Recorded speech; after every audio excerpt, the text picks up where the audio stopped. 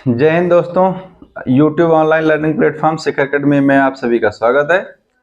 अगर आप चैनल पर नए हो तो प्लीज़ पहले चैनल को सब्सक्राइब कीजिए और उसके बाद हम आज की बात करते हैं। आज हमारी पॉलिटी की क्लास होनी है जिसमें हमने अनुच्छेद 32 रिट के बारे में पढ़ लिया था। ठीक, तो रिट के बारे में हमने पढ़ा था कि अगर व्यक्ति के मूल अधिकार का उल्लंघन होता है तो वो अनुच्छेद 32 से और अनुच्छेद 226 से, अनुच्छेद 32 से जाएगा सुप्रीम कोर्ट और अनुच्छेद 226 से जाएगा हाई कोर्ट। ये दो जगह जाके अपने मूल अधिकारों का संरक्षण कर सकता है। ठीक, इसीलिए मूल अधिकारों का संरक्षण करता या फिर अभिभावक किसे कहा जाता है तो वो सुप्रीम कोर्ट को कहा जाता है। तो ये जहां तक चीजें हमने क्या थी देख ली थी, आपको पांचों रिट के बारे में अच्छे से बता दिया गया था। ठीक, अगर आपने नहीं देखा है तो आप पिछली वीडियो जाके देख सकते हैं जिसके रिट के बारे में बताया गया है। रिट जो है वो पूरे मूल अधिकार में सबसे इम्पोर्टेंट पार्ट हो जाता है, जिसमें क्या था कि अंबेडकर साहब ने रिट को क्या बताया था, अनुच्छेद 32 को संविधान की आत्मा। ठीक, तो उस हिसाब से पेपर के पॉइंट ऑफ व्यू से चीजें जो है वो इम्पोर्टेंट हो जाती हैं यहाँ पे, और एग्जाम में कहीं ना कहीं हमको रिट से क्वेश्चन देखने को मिलता ही है। ठीक, अब इसमें छोटे अनुच्छेद बचते हैं जो उतने इम्पोर्टेंट है नहीं, लेकिन क्या है कि कंप्लीट करना है चीजें, तो उसको हम देख लेते हैं। तो अनुच्छेद 32 के बाद आता है अनुच्छेद 33।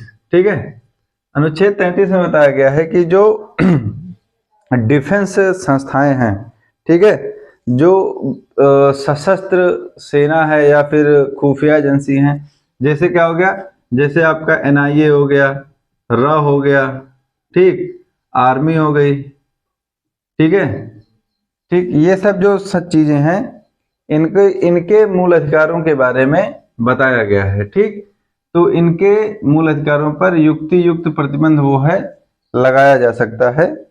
क्यों क्यों इनको इनके सारे मूल अधिकार नहीं दिए जाते या फिर उसमें कुछ कटौती की जाती है या फिर क्या होता है प्रतिबंध लगा दिया जाता है। अब जैसे र क्या है, रिसर्च एंड एनालिसिस विंग, मतलब क्या है कि ये भारत की एक खुफिया एजेंसी है। ठीक है, जो काम करती है जैसे विदेश में क्या है वो छुप के जासूस के रूप में इसके सदस्य जो है वो काम करते हैं, या फिर क्या होता है कि डेटा कलेक्ट करते हैं कि देश में कोई आतंकवादी गतिविधि होनी है या फिर कुछ और होना हो, तो ये क्या होता है देश के अंदर और देश के बाहर हर जगह काम करते हैं। अब NIA का कोई एम्प्लॉय है, ठीक, अब क्या है, हर व्यक्ति को हर तरह का अधिकार प्राप्त है, स्वतंत्रता का अधिकार है, स्वतंत्रता के अधिकार में बोलने की स्वतंत्रता है, घूमने की स्वतंत्रता है। तो जैसे व्यक्ति को कोई काम दिया गया और वो बोल के निकल गया कि नहीं मेरा अधिकार दूसरा है, मेरा बोलने का अधिकार है, मैं सब कुछ बता दूंगा, ठीक, तो उसके ऊपर क्या होता है युक्ति युक्त प्रतिबंध लगाए जाते हैं, जिससे क्या हो देश की जो एकता और अखंडता है वो बनी रहे। ठीक, इसी तरह आर्मी का है, आर्मी पर युक्ति युक्त प्रतिबंध लगाए जाते हैं। तो आर्मी के ऊपर क्यों लगाए जाते हैं, तो आर्मी के ऊपर इसी सब की वजह से लगाए जाते हैं कि जो देश की सुरक्षा है उसमें कोई दिक्कत ना हो। ठीक, तो ये हो जाता है अनुच्छेद 33।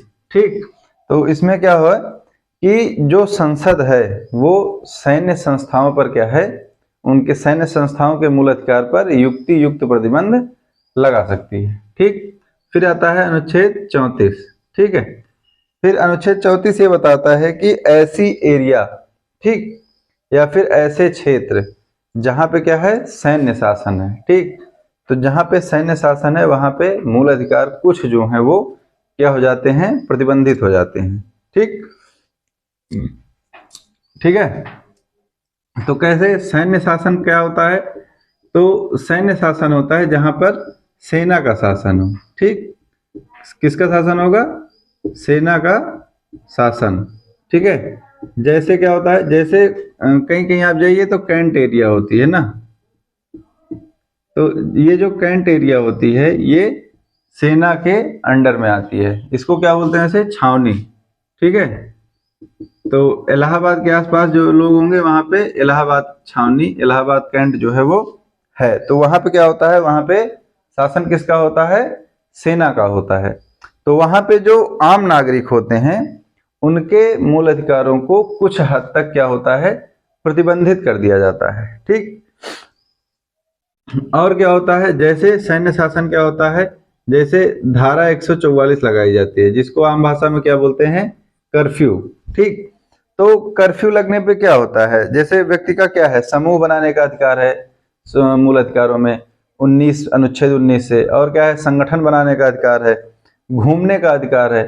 अब कोई क्षेत्र है, किसी क्षेत्र में क्या लगा है, कर्फ्यू, मतलब धारा 144 क्या है, आरोपित की गई है। तो धारा 144 अगर लगाई गई है तो वहां पे क्या होता है कि गैदरिंग नहीं हो सकती। अगर मतलब गैदरिंग का मतलब कि अगर लोग इकट्ठा हो रहे हैं संख्या में, तो क्या है, 4-5 लोग 6 लोग एक साथ क्या है वो एक जगह पे इकट्ठा नहीं हो सकते हैं। ये 144 में बताया जाता है कि धारा 144 क्या प्रतिबंधित कर रही है कि लोगों की गैदरिंग को रोक रही है। ठीक।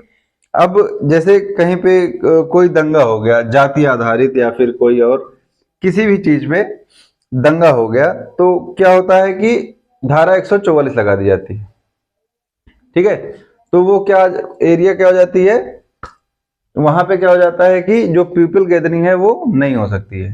ठीक है। तब वहां पे क्या होता है, मूल अधिकारों को एक तरह से क्या किया जाता है, प्रतिबंधित कर दिया जाता है। ठीक है। तो ठीक है, जैसे धारा 144 है उसी तरह अब क्या है कि जो छावनी एरिया है, ठीक है, वहां पे आप क्या कर सकते हैं, वहां पे आप आपके मूल अधिकारों को क्या होगा, प्रतिबंधन होगा। ठीक है।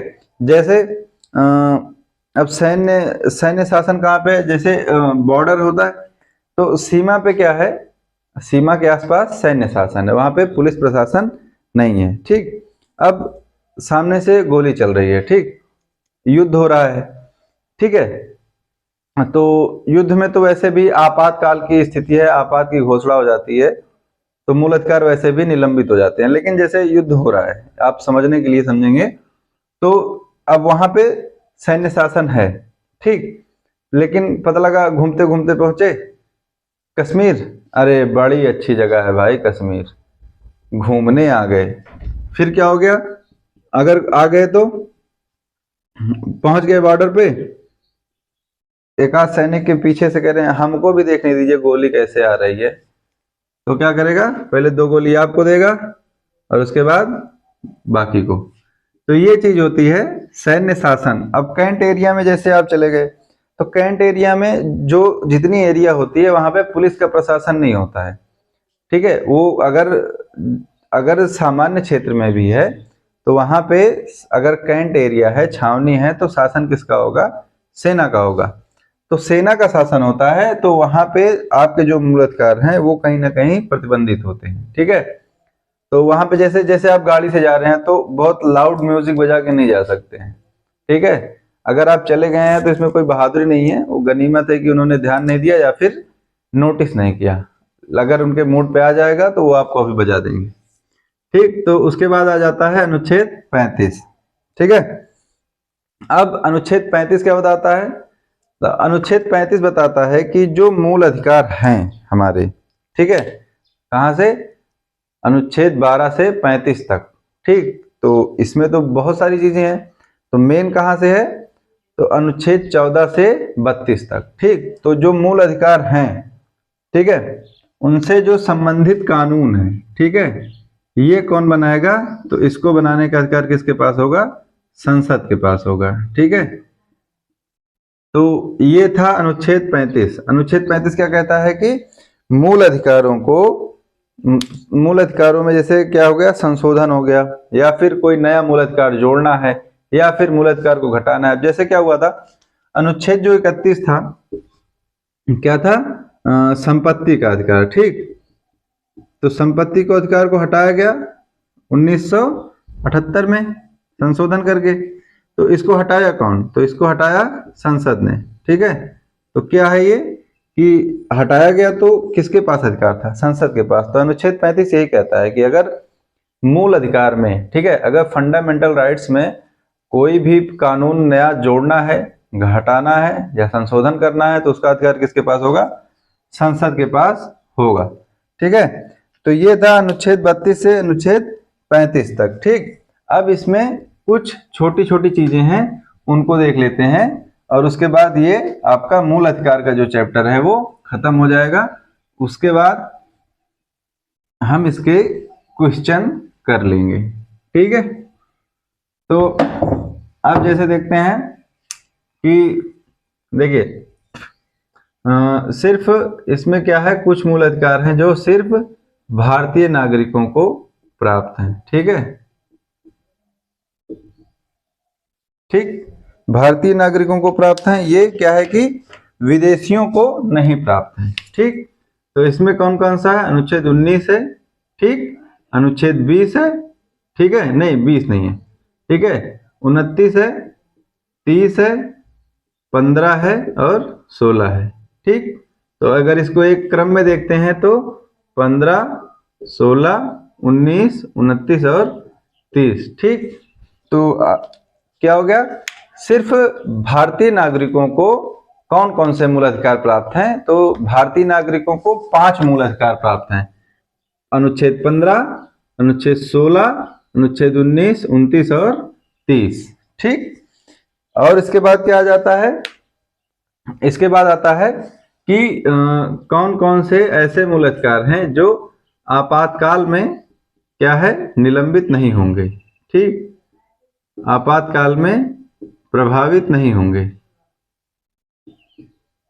ठीक है, तो आपातकाल में क्या होता है, आपातकाल में होता यह है कि जो मूल अधिकार हैं, जैसे आपातकाल की स्थितियां कौन कौन सी होती हैं, तो क्या होता है, बाह्य आक्रमण हो जाता है, ठीक है, सशस्त्र विद्रोह हो जाता है, या फिर किसी अन्य देश से युद्ध होता है तो हो जाता है। ठीक, तो क्या होता है कि राष्ट्रपति जो है वो मंत्रिमंडल के आदेश पर आपातकाल घोषित कर देते हैं। ठीक है, तो आपातकाल जब घोषित होता है तो सबसे पहले क्या होता है कि मूल अधिकारों का निलंबन होता है। ठीक है, लेकिन क्या है कि अनुच्छेद जो 20 है और जो अनुच्छेद 21 है, ठीक है, 2 अनुच्छेद जो हैं ये क्या होंगे, ये कभी भी किसी भी परिस्थिति में आपातकाल में निलंबित नहीं होते हैं। ठीक, तो यहां से क्या पता चलता है, यहां से ये पता चलता है कि आपातकाल में कौन से अनुच्छेद प्रभावित नहीं होते हैं, तो अनुच्छेद 20 और अनुच्छेद 21 2 अनुच्छेद ऐसे हैं जो आपातकाल की स्थिति में भी प्रभावित नहीं होंगे या फिर निलंबित नहीं होंगे। ठीक है, ये पेपर में आने वाले क्वेश्चन होते हैं। ठीक, अब यहां से एक चीज और देख लेते हैं, इसको हटा के, कि जनहित याचिका क्या होती है। ठीक है, ठीक, तो जनहित याचिका क्या होती है, जैसे नाम से ही स्पष्ट है, जनहित याचिका। ठीक है, तो सबसे पहले देखते हैं इसका जनक कौन माना जाता है। ठीक है, और ये कहां से ली गई है, ठीक है, विचारधारा कहां से आई। ठीक है, तो सबसे पहले देखते हैं कि जनहित याचिका कहां से आती है, तो ये अमेरिका से आती है। ठीक, जनहित याचिका अमेरिका से मतलब यूएसए से ली गई। ठीक, एक सुप्रीम कोर्ट के जज थे, इनका नाम था पीएन भगवती। ठीक है, इनको भारत में जनहित याचिका का जनक माना जाता है।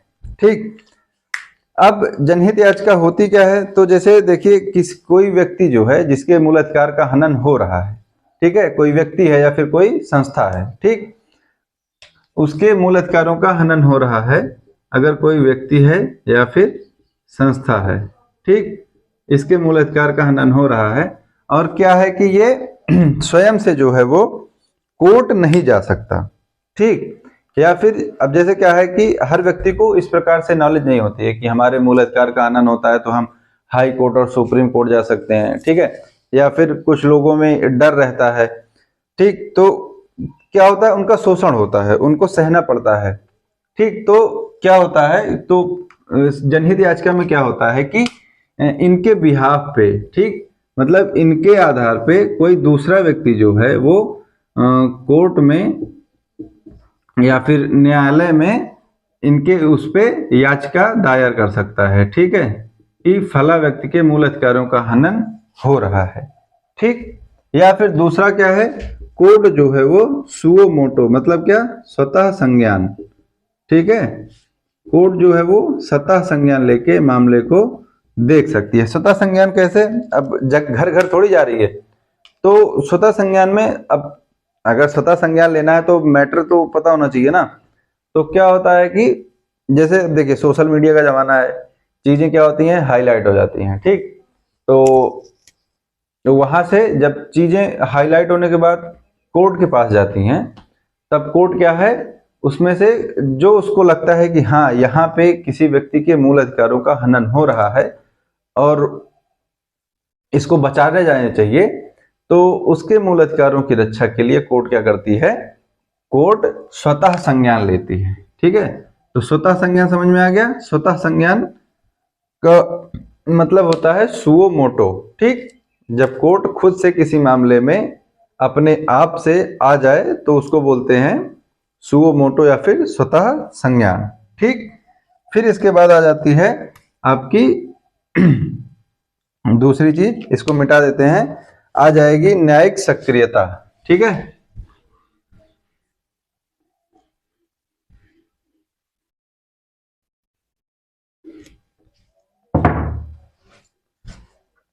यहां देखते हैं न्यायिक सक्रियता, ये आखिरी है, इसके बाद ये चैप्टर जो है वो खत्म हो जाएगा। ठीक, न्यायिक सक्रियता क्या है, तो न्यायिक सक्रियता क्या होती है, जैसे क्या विधायिका, कार्यपालिका और न्यायपालिका, तीन है। विधायिका क्या है, विधायिका जो है वो विधेयक बनाती है, मतलब क्या, कानून बनाएगी। ठीक, कार्यपालिका क्या है, उसको लागू करवाएगी, और न्यायपालिका क्या है, उसको देखेगी, अगर उस पर कोई दिक्कत आ रही है तो उसको उसके आधार पर संशोधन या फिर वो करवा देती है। ठीक, तो न्यायिक सक्रियता का है, जैसे विधायिका या फिर कार्यपालिका है आपके पास। ठीक है, विधायिका और कार्यपालिका। ठीक है, अब इनका कोई कानून है। ठीक, अब इनके कानून ऐसे हैं जो व्यक्तियों के लिए सही नहीं है। ठीक है, व्यक्तियों के मूल अधिकारों का क्या हो रहा है, यहाँ पे अतिक्रमण हो रहा है। ठीक, ठीक है, अतिक्रमण हो रहा है, तो फिर कौन आता है यहाँ पे, न्यायपालिका। ठीक है, न्यायपालिका आएगी, और न्यायपालिका जो है वो यहाँ पे क्या करती है, अपने जो अधिकार क्षेत्र का दायरा है, ठीक है, मतलब क्या होती है इसकी मूल अधिकारिता जो होती है, वहां से बाहर निकलकर, ठीक, कहां से, मूल अधिकारों से, अपने मूल अधिकारिता के दायरे से बाहर निकलकर क्या करती है, विधायिका और कार्यपालिका के कार्यों में दखल दे देती है। ठीक है, विधायिका और कार्यपालिका के कार्यों में क्या करेगी, दखल देगी। दखल कैसे देगी, कि इनके जो कानून हैं, ठीक है, उनमें क्या करती है, संशोधन कर देती है, या फिर क्या कर देगी, उनको अयोग्य बता देगी, या फिर और भी जो उचित विकल्प होंगे वो बताती है। ठीक है, तो आज की क्लास में हम यहाँ तक देख चुके हैं। ठीक, तो एक बार फिर से, अगर क्लास अच्छी लगी है तो प्लीज चैनल को सब्सक्राइब कीजिए, वीडियो को लाइक शेयर कमेंट कीजिए, और कल की क्लास में हम आगे की चीजें देखते हैं। तब तक के लिए थैंक यू, जय हिंद।